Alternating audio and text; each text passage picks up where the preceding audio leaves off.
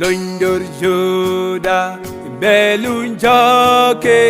ubeni Innas ke jebanang Lundur Juda Belunja ke ubeni Innas ke jebanang What can a point Pel can a lose Kenyan ku Engami de kula farke jillu Kulta Engami de kula farke jillu Ganda Engami de kula farke jillu What can a point bell can a lose Kenyan ku Engami de kula farke jillu Kulta Engami de kula farke jillu Ganda Engami de kula farke jillu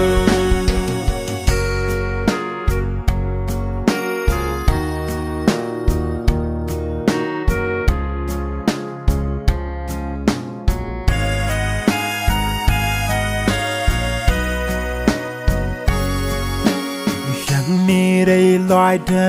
Shendi bile padre loye chu Mwani dia lut kan roke goy Ponya du Shang nire loida Shendi bile padre loye chu Mwani dia lut kan roke goy What you do? What can a point? Pal can a lose? Kenyan ku? Engami de kula package low. Pusda. Engami de kula package low. Kanda. Engami de kula package low. What can a point, pal can a lose, Kenyan ku Engami de kula package low Engami de kula package low Engami de kula package low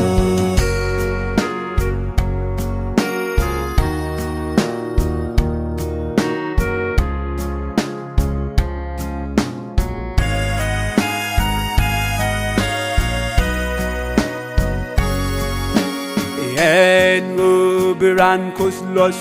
ludeni uberan jeglok Luzni kuti kunyal tipos En uberan kuslos ludeni uberan jeglok Luzni kuti kunyal tipos What can a point, a pal can a lose, Kenyan ku Engami de kula farke jillu Kulta Engami de kula farke jillu Ganda Engami de kula farke jillu What can a point, pal can a lose, Kenyan ku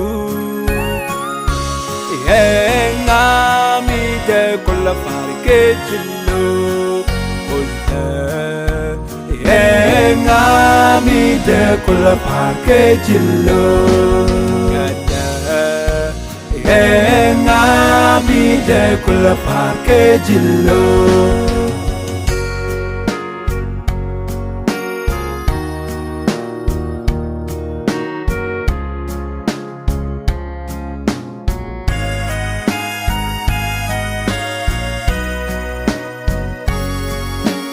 Nyal kan fin mani pin mon cha ke kon mi te kara mi rong ke lip dila